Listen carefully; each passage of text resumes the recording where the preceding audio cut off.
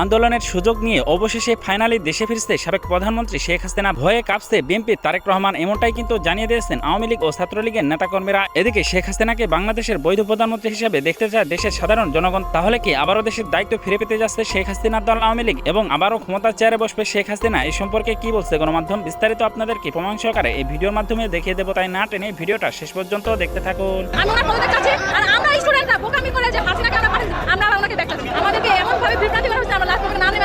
তার দ্বারা শিক্ষার কোনো উন্নয়ন হচ্ছে না, তিনি এখন পদত্যাগ করুন। ফেলের হার 70% 80% করে তিনি কি বুঝাতে যাচ্ছেন যে আওয়ামী লীগ অনেক খারাপ ছিল শিক্ষার দিক থেকে, তিনি এসে সব পরিবর্তন করে ফেলেছেন। পদত্যাগ করেছেন শিক্ষামন্ত্রী এহসানুল হক মিলন। দর্শক, শিক্ষার্থীদের আন্দোলনের মুখে এবার কিন্তু বাধ্য হয়ে তিনি এই সিদ্ধান্তটা নিতে হচ্ছে তাকে। ছাত্রদের আন্দোলন হয়েছে আর সেটা সফল হয়নি, এরকমটা কিন্তু আগে কখনোই হয়নি। যার ফলশ্রুতিতে কিন্তু দর্শক এই শিক্ষামন্ত্রী মিলনের এবার আর কিন্তু ছাড় নেই, তাকে পদত্যাগ করতেই হবে। ছাত্র আন্দোলনের যে অবস্থা, শিক্ষার্থীদের যে কোনো সময় এই সরকার পড়ে যাবে, যে কোনো সময় এই সরকার পড়ে যাবে বলে বর্তমান সরকারকে এই মবদের হাত থেকে বাঁচতে হলে বা এই পরিস্থিতি থেকে বাঁচতে হলে আওয়ামী লীগের তালা খোলা ছাড়া কোনো উপায়ই নাই। আওয়ামী লীগের তালা খোলা ছাড়া কোনো উপায় নাই। আমি আপনাদের হাতে পায়ে ধরে বলতেছি, আওয়ামী লীগের তালা খুলে দেন। আওয়ামী লীগের তালা যদি না খুলেন তাহলে শিক্ষামন্ত্রীর পদত্যাগ হবে। যেভাবে ছাত্ররা আন্দোলন করা শুরু করেছে, আজ এসএসসি পরীক্ষা শেষে তারা ঢাকার উদ্দেশ্যে লং মার্চের আহ্বান জানিয়েছে। শিক্ষামন্ত্রীর পতন হওয়া না পর্যন্ত তারা ওইখানে দাঁড়িয়ে থাকবে, রোদ বৃষ্টি তাদেরকে থামাতে পারবে না। শিক্ষামন্ত্রী পদত্যাগ এই দাবিতে তারা অনড় রয়েছে এবং যতক্ষণ পর্যন্ত না শিক্ষামন্ত্রী পদত্যাগ করবে ততক্ষণ পর্যন্ত তারা এই রাজপথ ছেড়ে যাবে না। তারেক রহমান সত্যিই কি এর খোঁজ চান যে তারা তার পিতাকে এতটা নৃশংসভাবে হত্যা করেছিল, কিংবা সেনাবাহিনীর ভেতরে কোনো একটি পক্ষ এমনভাবে তারকে ফিরিয়ে আনার সময় সক্রিয় ভূমিকা পালন করেছে বা এখন তার ক্ষমতা টিকিয়ে রাখতে সক্রিয় ভূমিকা পালন করছে, যাদের ইঙ্গিতে বা প্রভাবে তিনি সে সময়কার ষড়যন্ত্রের বিষয়টি আবারও সামনে নিয়ে আসতে উৎসাহী হয়েছে। দর্শক, হঠাৎ করে 16 জুলাই শহীদ দিবস হিসেবে পালন করা হলো। সরকারি উদ্যোগে পালন করা হয়েছে, বেসরকারি উদ্যোগে বিভিন্ন রাজনৈতিক দলও পালন করেছে। আমরা এনসিপির বিশেষ আয়োজন দেখেছি, জামাতের বিশেষ আয়োজন দেখেছি, বিএনপির বিশেষ আয়োজন দেখেছি এবং একটি আয়োজনে আবু সাইদের স্মরণ আয়োজনে মুক্তিযুদ্ধ মন্ত্রী উপস্থিত ছিলেন এবং সেখানে লোক সংখ্যা, লোক সমাগম একেবারেই কম হওয়ায় মন্ত্রী ক্ষুব্ধ হয়েছেন, হতাশ হয়েছেন, হতাশা ব্যক্ত করেছেন। মাত্র 2 বছরের মাথায় কেন এরকম পরিস্থিতি তৈরি হলো? কেন জুলাই শহীদদের ব্যাপারে মানুষের আগ্রহ কমে যাচ্ছে? কেন জুলাই 2 বছরের মাথায় এসেই বিতর্কিত পর্যায়ে চলে যাচ্ছে? এর পেছনে দায়টা কার কিংবা কাদের? এর পেছনে দায় কি আওয়ামী লীগের কিংবা জুলাই বিরোধী যারা মনোভাব পোষণ করেন তাদের, নাকি এর পেছনে দায় জুলাইয়ের পক্ষে যারা ছিলেন তাদের কার্যক্রম, তাদের কার্যকলাপ, তাদের কথাবার্তা এবং তাদের অসংলগ্ন আচরণ? কোনটা আদতে দায়ী? জুলাই শহীদ দিবস হিসেবে 2য় বছর যখন পালন করা হচ্ছে, সেই প্রেক্ষাপটে এই আলোচনা খুবই গুরুত্বপূর্ণ হয়ে উঠেছে জাতির জন্য এবং সেই গুরুত্বপূর্ণ ইস্যুতেই আমরা একটু আলোচনা করে বোঝার চেষ্টা করব। জুলাইকে কলঙ্কিত করা, জুলাইকে বিতর্কিত করা, জুলাইয়ের সম্মানহানি করা, জুলাইকে 2 বছরের মাথায় প্রায় হারিয়ে ফেলার ব্যাপারটা কেন দাঁড়ালো, কাদের কর্মকাণ্ডে হলো এগুলো? দর্শক, বলছিলাম যেটা যে জুলাই মাত্র 2 বছরের মাথাতেই কেন এত অবহেলিত হয়ে যাচ্ছে। যেমন মুক্তিযুদ্ধ মন্ত্রী আবু সাইদের স্মরণ আয়োজনে লোকজনের সমাগম দেখছেন না, কম দেখছেন, এই জন্য হতাশা ব্যক্ত করছেন। এই হতাশার জন্ম কোথা থেকে হচ্ছে? 2 বছরের মাথায় কেন আমরা আওয়ামী লীগকে প্রাসঙ্গিক হতে দেখছি? আওয়ামী লীগের নেত্রী পালিয়ে থাকা অবস্থা থেকে দেশে ফিরতে চাইছেন। তিনি যখন ওপেন ঘোষণা দিচ্ছেন ডিসেম্বরে দেশে ফিরবেন, তখন তো এই প্রশ্ন আসছে যে তাহলে মাত্র 2 বছর হলো যার পতন হয়েছে, 2 বছরের মাথায় তিনি এত সাহস সঞ্চয় থেকে করলেন? কিংবা আওয়ামী লীগ বাংলাদেশে প্রাসঙ্গিক হয়ে উঠছে কেন? কেন আওয়ামী লীগের নিষেধাজ্ঞার বিপক্ষে জনমত তৈরি হচ্ছে? কেন আন্তর্জাতিক মানবাধিকার সংস্থাগুলো বারবার এই ব্যাপারে কথা বলছে? সেই প্রশ্নগুলো তো আসে। সেইটার দায় আসলে কাদের? কারা এই দায়টা নেবে? আমার মনে হয় যে এই ব্যাপারে একটা বিশদ আলোচনা দরকার এবং জুলাইয়ের মূল স্টেক হোল্ডার যারা রয়েছেন তাদের আমার মনে হয় যে অনুভব করা উচিত যে এই দায়টা কার কিংবা কাদের। যদি আমরা ঠিকঠাকভাবে এগুলো অনুধাবন করতে না পারি, তাহলে কিন্তু 2 বছরে যেটা হয়েছে, আগামী 3 বছরে এই ব্যাপারগুলো প্রায় হারিয়ে যেতে বসবে। এই ব্যাপারে চমৎকার একটা পোস্ট দিয়েছেন ফেসবুকে সিনিয়র সাংবাদিক আনিস আলমগীর। আনিস আলমগীর যখন এই ব্যাপারগুলো সমালোচনা করেন, তখন আবার অনেকে তাকে ট্যাগ লাগানোর চেষ্টা করেন, এটা আওয়ামী লীগের দোসর, আওয়ামী লীগকে পুনর্বাসনের চেষ্টা করছেন।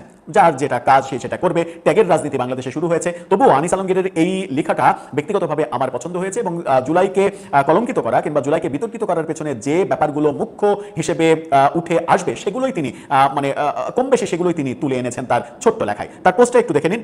সেই পোস্টে তিনি বলছেন, জুলাইয়ের সুযোগ নিয়ে আমাদের সংবাদ মাধ্যমে কিছু বিতর্কিত চরিত্রের অনুপ্রবেশ ঘটেছে। এরা কখনো ব্যারিস্টার, আবার কখনো অর্থনীতিবিদ, কখনো শিক্ষক, কখনো খুচরা পার্টির বড় নেতা সেজে টকশোতে হাজির হয়। টকশো এবং মাঠের বক্তৃতায় এরা এমন সব মন্তব্য করছে যা আমাদের জাতীয় চেতনার মূলে আঘাত হানে। এরা প্রকাশ্যে বলছে 16 ডিসেম্বর বিজয় দিবস মানি না, মুক্তিযুদ্ধের আগে মুক্তিযোদ্ধারা 3 লাখ বিহারি হত্যা করেছে, কিংবা জাতীয় সঙ্গীত বাজলে দাঁড়িয়ে সম্মান জানাতে অস্বীকৃতি জানাচ্ছে। শুধু তাই নয়, পাকিস্তানি সুরে বঙ্গবন্ধুকে গাদ্দার বলা, আলবদর আল শামসকে স্রেফ ছাত্র সংগঠন হিসেবে জাস্টিফাই করা এবং রাজাকারদের যুদ্ধাপরাধকে পাকিস্তানকে ঐক্যবদ্ধ রাখার চেষ্টা বলে সাফাই গাইতেও এদের এদের বাঁধছে না। উপরন্তু জুলাইয়ের বিপক্ষে কথা বললেই জিভ ছিঁড়ে ফেলার মতো ফ্যাসিবাদী হুমকিও তারা দিচ্ছে। শেখ হাসিনার আমলে অদেখা অজানা, ইউনূসের আমলে হঠাৎ গজিয়ে ওঠা এই তথাকথিত জুলাই যোদ্ধারা 24 সালের গণঅভ্যুত্থান দিয়ে 71-এর মহান মুক্তিযুদ্ধকে আড়াল করার যে অপচেষ্টা চালাচ্ছে তা মূলত জুলাইয়ের মূল চেতনাকেই চরমভাবে অপমান করে। এদের এই উগ্রতা ও ইতিহাস বিকৃতি সরকার দেখছে বলে মনে হয় না। সাধারণ মানুষ দেখার পর জনমনে জুলাইয়ের প্রতি শ্রদ্ধা জাগবে নাকি ক্ষোভ ও ঘৃণা তৈরি হবে তা নিয়ে প্রকৃত জুলাই যোদ্ধাদের এখনই গভীরভাবে ভাবা উচিত। তাই তাদের দৃষ্টি আকর্ষণ করে বলছি, বাইরে শত্রু না খুঁজে, আবারও বলছি, বাইরে শত্রু না খুঁজে দয়া করে আপনাদের চারপাশে ছদ্মবেশে থাকা জুলাইয়ের এই আসল শত্রুদের খুঁজুন। 2 বছরে জুলাই চেতনার কি হাল হয়েছে তা তো নিজের চোখেই দেখছেন। সময় গেলে কিন্তু সাধন আর হবে না। খুবই চমৎকার একটা কথা বলেছেন, যেখানে তিনি কোনো নাম উল্লেখ করেননি, কিন্তু আমরা গণমাধ্যমে যেটা দেখছি প্রকাশ্যে বিজয় দিবস মানেন না, 16ই ডিসেম্বর বিজয় দিবস মানেন না, 16ই ডিসেম্বর আমাদের বিজয় দিবস না, এই বক্তব্য কে দিচ্ছেন এটা তো আমরা সবাই জানি। তার মাথায় একটি চুলও নেই এবং কপালে মানে এমন ভাবে কালো দাগ রয়েছে যেন দেখে মনেই হয় যে তিনি একটা ফেরেস্তা কোয়ালিটির মানুষ, যিনি সেনানিবাস উড়িয়ে দিতে চেয়েছিলেন। এই যে 16ই ডিসেম্বর বিজয় দিবস মানেন না, এবং সম্প্রতি একদিন আগেই তার মানে এরকম বক্তব্য শুনেছি, এরকম অধ্যত্বও শুনেছি যে তিনি বলছেন বাংলাদেশে মন্ত্রী এমপি হওয়া এটা আমার কাছে কোনো ব্যাপারই না। বহু দল আছে যারা আমাকে মন্ত্রী এমপি বানাতে চায়, কিন্তু আমি হই না। তাকে পাল্টা প্রশ্ন করা হয়েছে 21 টেলিভিশনের একটা অনুষ্ঠানে, তাকে পাল্টা প্রশ্ন করা হয়েছে কোন দল আপনাকে মন্ত্রী বানাতে চায়, এমপি বানাতে চায়, তখন তিনি বলেছেন নাম দলের নামে না যায়, আমরা অন্য প্রসঙ্গে থাকি। এই যে ব্যাপারটা, এছাড়া অনেক বাজে কথা আমরা দেখেছি। একটি ধর্মভিত্তিক দলের সংরক্ষিত মহিলা আসনের নতুন এমপি তিনি বলছেন যে 71-এর যুদ্ধটা এটা মূলত ভারত পাকিস্তান যুদ্ধ, এটা ভারতের সঙ্গে পাকিস্তানের যুদ্ধ হয়েছে, এটা আমাদের যুদ্ধ না, এরকম বয়ান দিচ্ছেন। একজন ব্যারিস্টার যে দলের সমর্থন করেন সেই দলের আমির বলছেন তার দলে কেউ জীবনে কোনোদিন একটা সিগারেটের টানও দেয় না, কোনো নেশা করা তো অনেক দূরের কথা। সেই ব্যারিস্টারের ভিডিও ফাঁস হয়েছিল, যিনি বিড়ি টানছেন, সুখ টান দিচ্ছেন এবং সুখ টান দিয়ে ফেলে দিয়ে তারপরে ক্যামেরার সামনে আসছেন, এরকম ভিডিও ফাঁস হয়েছিল। সেই ব্যারিস্টার দেদারসে বলে যাচ্ছেন যে মুক্তিযুদ্ধে 30 লক্ষ শহীদ, এগুলো ভুয়া কথা। দেদারসে বলে যাচ্ছেন যে শহীদের সংখ্যা খুব বেশি হলে 2000। দেদারসে বলে যাচ্ছেন 1.5 লক্ষ বিহারি কিংবা 2 লক্ষ 3 লক্ষ বিহারিকে মারার বিচার এই দেশে হতে হবে। এই যে বক্তব্যগুলো যারা দিচ্ছেন তারা কিন্তু জুলাইয়ের স্টেক হোল্ডার হিসেবে নিজেদেরকে দাবি করছেন।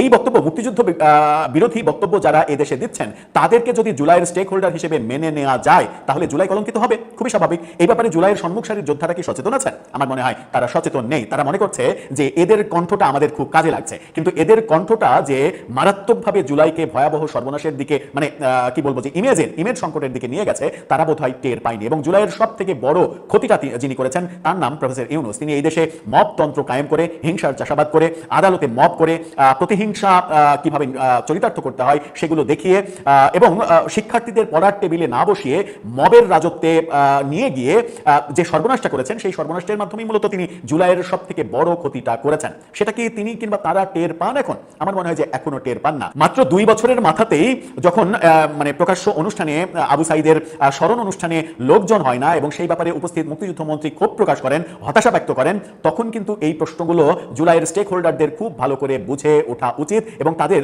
মানে হৃদয়ঙ্গম করা উচিত যে আসলে মূল সমস্যাটা কোথায়। যারা মুক্তিযুদ্ধ বিরোধী বয়ান তৈরি করে, যারা 16ই ডিসেম্বর মানে না, যারা সেনানিবাস উড়িয়ে দিতে চায়, যারা মনে করে যে বিহারীদের হত্যার বিচার এখানে হতে হবে, যারা মনে করে যে বঙ্গবন্ধু মুক্তিযুদ্ধই করেনি, পাকিস্তানের আতিথ্যতা গ্রহণ করেছে, যারা মনে করে 72-এর সংবিধানের কবর রচনা করতে হবে, এই যে ব্যাপারগুলো, এই যে ন্যারেটিভগুলো, এই ন্যারেটিভের পক্ষে যদি জুলাই যোদ্ধারা কোনোভাবেই সমর্থন দেয় এবং এই ন্যারেটিভগুলো যারা তৈরি করছে এই সমাজে তাদেরকে জুলাই যোদ্ধা হিসেবে স্বীকৃতি দেয়, তাহলেই কিন্তু জুলাইয়ের সংকট তৈরি হবে। এবং সেটা হয়েছে, অলরেডি সেটা প্রতিষ্ঠিত হয়ে গেছে।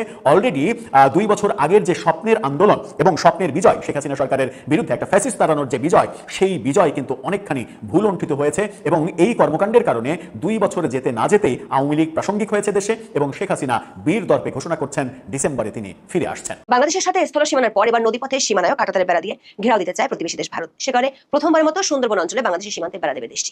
এই লক্ষ্যে নির্মাণ কাজ শুরুর আগে বাংলাদেশ সীমান্তে মোতায়েন করা ভারতীয় সীমান্তরক্ষী বাহিনী বা বিএসএফ সুন্দরবন সীমান্তে বেড়া নির্মাণের সম্ভাব্যতা ও কারিগরি গবেষণা শুরু করেছে। এরই অংশ হিসেবে বিএসএফ এর ডিরেক্টর জেনারেল বা ডিজি প্রবীণ কুমার গত 11 থেকে 14 জুলাই সুন্দরবনের গভীর উপকূলীয় এলাকা ব্যক্তিগতভাবে পরিদর্শনে গিয়েছিলেন এবং এই সীমানা প্রাচীর নির্মাণের অগ্রগতি ও কৌশলগত প্রয়োজনীয়তা পর্যালোচনা করেছেন। এদিকে বাংলাদেশ সীমান্তের সাথে লাগোয়া ভারতের উত্তরবঙ্গের চিকেন স্নেককে ঘিরে নতুন করে আরও পরিকল্পনা নিচ্ছে দেশটি। চিকেন স্নেককে নিরাপত্তার চাদরে মুড়ে ফেলার কাজকর্ম সরেজমিনে দেখতে সেখানে যাচ্ছেন দেশটির স্বরাষ্ট্রমন্ত্রী অমিত শাহ। দেশটির স্বরাষ্ট্র মন্ত্রণালয়ের সূত্রগুলো বলছে 18 জুলাই এ নিয়ে শিলিগুড়ি উত্তরকন্যায় একটি বিশেষ বৈঠক হতে পারে। স্থল সীমান্তের পর সুন্দরবন এলাকায় কাঁটাতারের বেড়া দেওয়ার চিকেন স্নেক নিয়ে নতুন করে পরিকল্পনার খবর ঠিক তখনই উঠে আসছে যখন বাংলাদেশের প্রধানমন্ত্রী তারেক রহমানের প্রতিরক্ষা উপদেষ্টা ভারতের জাতীয় নিরাপত্তা উপদেষ্টার সাথে দিল্লিতে বৈঠক করেছেন। প্রশ্ন হলো, ভারত কেন বাংলাদেশের সাথে লাগোয়া স্থল সীমানার পর নদী পথের সীমানায়ও সুরক্ষিত করতে চাইছে? বিশেষ করে চীনের অর্থায়নের তিস্তা প্রকল্প, ভারতের সাথে গঙ্গা পানি চুক্তি নবায়ন এবং বাংলাদেশের সাবেক প্রধানমন্ত্রী শেখ হাসিনার ফিরে আসার মতো ইস্যুগুলোর সাথে সীমান্তে ভারতের এমন কড়া অবস্থান কি নতুন কোনো ইঙ্গিত দেয়? স্বরাষ্ট্র মন্ত্রণালয়ের তথ্য অনুযায়ী ভারত বাংলাদেশ আন্তর্জাতিক সীমান্তের মোট দৈর্ঘ্য 4096.70 কিলোমিটার। এর মধ্যে 3239.92 কিলোমিটারে কাঁটাতারের বেড়া দেওয়া হয়েছে, যা মোট সীমান্তের 79.8%। এখনো 856 কিলোমিটারের মতো সীমান্ত এলাকায় বেড়া বসানো হয়নি। এই তথ্যটি ছিল গত বছরের ডিসেম্বরের, যখন পশ্চিমবঙ্গে ক্ষমতায় ছিল মমতা ব্যানার্জির দল। চলতি বছরের মে মাসে পশ্চিমবঙ্গে নির্বাচনে জিতে শুভেন্দু অধিকারী মুখ্যমন্ত্রী হওয়ার পর পশ্চিমবঙ্গ সীমান্তের 600 কিলোমিটারে কাঁটাতারের বেড়া দেওয়ার কাজ বেশ গতি পায়।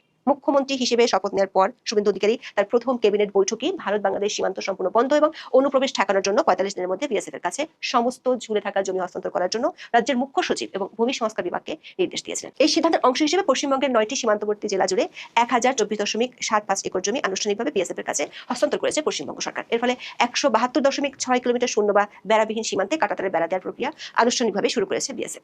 এবার নতুন খবর হলো, ভারত সরকার বাংলাদেশের সাথে লাগোয়া শুধু স্থল সীমানাই নয়, নদী পথে সীমানা সুরক্ষিত করতে চায়। ভারতীয় সংবাদ মাধ্যম দ্য হিন্দু ও বাংলাদেশ বিজনেস স্ট্যান্ডার্ডের খবরে বলা হয়েছে, প্রথমবারের মতো ভারতের স্বরাষ্ট্র মন্ত্রণালয় পশ্চিমবঙ্গে বাংলাদেশ সীমান্ত বরাবর সুন্দরবনের প্রায় 90 কিলোমিটার বেড়া দেওয়ার পরিকল্পনা করেছে। ভারতীয় সীমান্তরক্ষী বাহিনী বিএসএফ এই বেড়া নির্মাণের সম্ভাব্যতা ও কারিগরি গবেষণা শুরু করেছে বলে জানিয়েছেন ভারত সরকার এক ঊর্ধ্বতন কর্মকর্তা।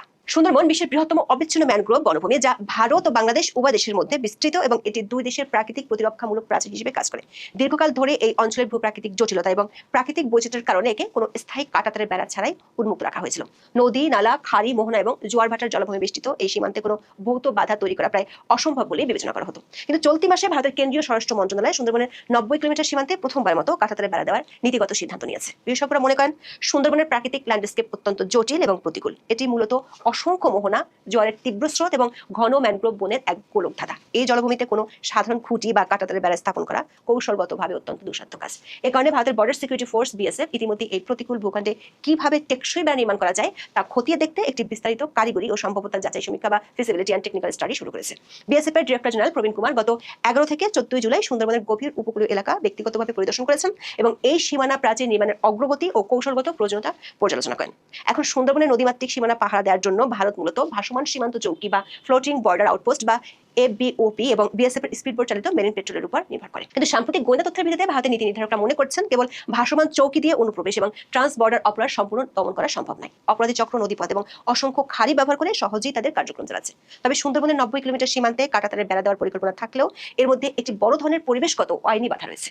সুন্দরবনের প্রায় 71 কিলোমিটার দীর্ঘ সীমানা সরাসরি সুন্দরবন বন্যপ্রাণী অভয়ারণ্য বা প্রোটেক্টেড টাইগার রিজার্ভের সাথে সংলগ্ন। পরিবেশগত আইন এবং ইউনেস্কোর বিশ্ব ঐতিহ্যবাহী অঞ্চলের শর্তানুযায়ী এই 71 কিলোমিটার সংরক্ষিত বনাঞ্চলে কোনো ধরনের স্থায়ী কৃত্রিম অবকাঠামো বা কংক্রিটের নির্মাণ কাজ পরিচালনা করা নিষিদ্ধ। বন্যপ্রাণীর প্রাকৃতিক প্রজনন চক্র, অবাধ বিচরণ এবং ম্যানগ্রোভের নাজুকতা যাতে বিঘ্নিত না হয়, সেজন্য 1 জুন থেকে 31 আগস্ট পর্যন্ত এই পুরো অঞ্চলে কঠোর পরিবেশগত বিধিনিষেধ বলবৎ থাকে। এ কারণে ভারত প্রথম পর্যায়ে অভয়ারণ্য বহির্ভূত প্রায় 19 কিলোমিটার স্পর্শগত স্থল ও আধা জলমগ্ন অংশে ভৌত বেড়া দেওয়ার সিদ্ধান্ত নিয়েছে। বাকি 71 কিলোমিটার সংরক্ষিত এলাকায় বন্যপ্রাণীর ক্ষতি না করে ভার্চুয়াল ওয়াল বা ডিজিটাল নজরদারি জোরদার করবে। এর অধীনে সেখানে অতিরিক্ত শক্তিশালী সার্চ লাইট, উচ্চ রেজলিউশনের থার্মাল ইমেজিং ক্যামেরা এবং অত্যাধুনিক মেরিন পেট্রোলিং বাড়ানোর সিদ্ধান্ত নিয়েছে ভারত সরকার। এদিকে সুন্দরবন সীমান্তে এমন অবিশ্বাস্য বেড়া দেওয়ার সিদ্ধান্ত যাচাইয়ের কাজ যখন চলছে, ঠিক তখনই ভারতের উত্তরবঙ্গের চিকেন স্নেকের নিরাপত্তার জোরদারে নতুন কিছু সিদ্ধান্ত নিতে শিলিগুড়ি যাচ্ছেন দেশের কেন্দ্রীয় স্বরাষ্ট্রমন্ত্রী অমিত শাহ। 17 জুলাই বিকেলে তিনি শিলিগুড়ি যাবেন। সেখান থেকে পরদিন বাংলাদেশ সীমান্ত পরিদর্শনে যাবেন অমিত শাহ। এরপর উত্তরকন্যায় পৌঁছে চিকেন নিয়ে ম্যারাথন বৈঠক করার কথা রয়েছে, এমন খবর জানাচ্ছে ভারতীয় সংবাদ মাধ্যমগুলো। দর্শক, পশ্চিমবঙ্গের উত্তর অংশের শিলিগুড়ি করিডোর ভূ রাজনৈতিক পরিভাষায় যাকে চিকেন স্নেক বলা হয়, এই চিকেন স্নেককে ভারতের জাতীয় নিরাপত্তা কৌশলের সবচেয়ে সংবেদনশীল এবং দুর্বলতম বিন্দু বলা হয়। এই করিডোরটি মূলত 60 কিলোমিটার দীর্ঘ এবং এর সংকীর্ণতম অংশে প্রস্থ মাত্র 17 থেকে 22 কিলোমিটার। এটি ভারতের মূল ভূখণ্ডের সাথে উত্তর পূর্বাঞ্চলের 8টি রাজ্যকে সংযুক্ত করার একমাত্র স্থল সেতু বা লাইফলাইন। এ কারণে এটিকে একত্রে 7 সিস্টার্স বলা হয়।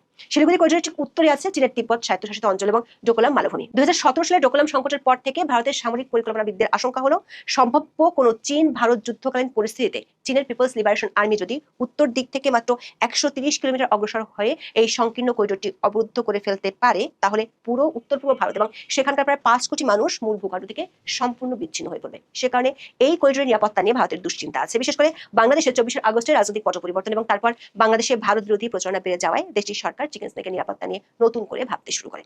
ভারতের সামরিক বিশেষজ্ঞরা মনে করেন শিলিগুড়ি করিডোরের ঠিক দক্ষিণে আছে বাংলাদেশের রংপুর বিভাগ। বাংলাদেশে যদি ভারত বিরোধী গোষ্ঠীর তৎপরতা বাড়ে তাহলে এই করিডোরের নিরাপত্তা বিঘ্নিত হতে পারে। এ কারণে শিলিগুড়ি করিডোরের তাৎক্ষণিক প্রতিরক্ষা জোরদারের জন্য ভারত সম্প্রতি বাংলাদেশ সীমান্ত সংলগ্ন এলাকায় 3টি নতুন সামরিক গ্যারিসন বানিয়েছে। পাশাপাশি সেখানে ত্রিমাত্রিক বিমান প্রতিরক্ষা ব্যবস্থা মোতায়েন করেছে। S-400 ট্রাম্প, AMRSAM এর মতো ড্রোন ধ্বংসকারী ক্ষেপণাস্ত্র এখানে মোতায়েন করা হয়েছে। শিলিগুড়ির প্রতিরক্ষা ব্যবস্থায় এরই মধ্যে রাফাল ফাইটার এবং ব্রহ্মস মিসাইল মোতায়েন করা হয়েছে। এমনকি ভারতীয় রেলওয়ে শিলিগুড়ি করিডোরে একটি 35 কিলোমিটার দীর্ঘ মাটির তলদেশ দিয়ে আন্ডারগ্রাউন্ড বা পাতাল রেল লাইন তৈরি করছে। এই পাতাল রেল লাইন বানানো হচ্ছে যদি কখনো ভারী বোমা হামলা বা কামিকাজের ড্রোন হামলার শিকার হয় তখন নিরাপদে ভারী সাজোয়া জানো গোলা বারুদ সীমান্ত অঞ্চলে পৌঁছে দিতে পারবে ভারত। ভারতীয় গণমাধ্যমের খবরে বলা হয়েছে এসব নিরাপত্তা কার্যক্রম তদারকির পাশাপাশি নতুন কিছু সিদ্ধান্ত নিতে দেশের কেন্দ্রীয় স্বরাষ্ট্রমন্ত্রী অমিত শাহ শিলিগুড়ি যাচ্ছেন। এর মধ্যে ভারতের সেনাপ্রধান জেনারেল ধীরাজ শেঠ এবং ইস্টার্ন কমান্ডের শীর্ষ কর্তারা এই শিলিগুড়ি করিডোরের প্রবেশদ্বার হিসেবে পরিচিত বেংডুবি সামরিক স্টেশন পরিদর্শন করেছেন এবং সামরিক প্রস্তুতি ও নজরদারি ব্যবস্থা খতিয়ে দেখেছেন। আবার মিয়ানমার প্রেসিডেন্টের ভারত সফরের পর বাংলাদেশের মিয়ানমার সীমান্তে ভারতের কালাদান প্রজেক্টের কাজ নতুন করে শুরু হয়েছে। বাংলাদেশ সীমান্তবর্তী এলাকাগুলোকে ঘিরে ভারতের এমন তৎপরতার খবর এমন এক সময় উঠে আসছে যখন বাংলাদেশের প্রধানমন্ত্রীর প্রতিরক্ষা উপদেষ্টা অবসরপ্রাপ্ত brigadier general AKM Shamsul Islam ভারতের জাতীয় নিরাপত্তা উপদেষ্টা অজিত দোভালের সাথে বৈঠক করেছেন। বিমস্টেক সদস্য রাষ্ট্রের নিরাপত্তা উপদেষ্টাদের বৈঠকের আগে 15 জুলাই নয়াদিল্লিতে এই বৈঠক অনুষ্ঠিত হয়। বিশেষজ্ঞরা মনে করেন শিলিগুড়ি নিরাপত্তা প্রকল্পগুলো স্থল সীমান্তের পাশাপাশি সুন্দরবনে কাঁটাতারের বেড়া দেওয়া এবং সবশেষ কালাদান প্রজেক্ট প্রস্তুত হয়ে গেলে পরিস্থিতিটা এমন দাঁড়াবে যে তখন বাংলাদেশের স্থল ও জলসহ সব সীমান্তে ভারতের কড়া নজরদারি থাকবে, কারণ তখন বাংলাদেশের চারদিকেই ভারতীয় বাহিনীর উপস্থিতি থাকবে। বিশেষ করে কালাদান প্রজেক্ট হয়ে গেলে ভারতীয় বাহিনীর মিয়ানমার হয়ে ত্রিপুরা পর্যন্ত যোগাযোগের পথ তৈরি হবে। বিশেষজ্ঞরা মনে করেন গত 2 বছর ধরে ভারতের সাথে বাংলাদেশের সম্পর্কের অবনতির প্রেক্ষিতে বাংলাদেশকে ঘিরে ভারতের চারপাশে নিরাপত্তা ও প্রতিরক্ষা ব্যবস্থার বলয় জোরদার হচ্ছে। সামনে চীনের সহায়তায় তিস্তা প্রকল্প করা, ভারতের সাথে গঙ্গা পানি চুক্তি নবায়ন এবং শেখ হাসিনার দেশে ফেরার ইস্যুতে দুই দেশের মধ্যকার সম্পর্কের পরিস্থিতি আবারও নাটকীয় মোড় নিতে পারে। তার আগে কি ভারত বাংলাদেশের সবগুলো সীমান্ত সুরক্ষিত করার জন্যই একেবারে সুন্দরবনের গহীন বন পর্যন্ত ঘেরাও দিতে চাইছে? প্রিয় দর্শক, এই ভিডিওটা আপনাদের কাছে কেমন লাগলো? যদি বিন্দু পরিমাণ ভালো লেগে থাকে তাহলে অবশ্যই চ্যানেলটাকে সাবস্ক্রাইব করে আমাদের সাথেই থাকবেন, যাতে করে এমন নতুন নতুন আপডেট নিউজ সবার আগে আপনাদের হাতে পৌঁছে দিতে পারি। তাহলে সবাই ভালো থাকবেন, সুস্থ থাকবেন। দেখা হচ্ছে পরবর্তী কোনো আপডেট নিউজ নিয়ে।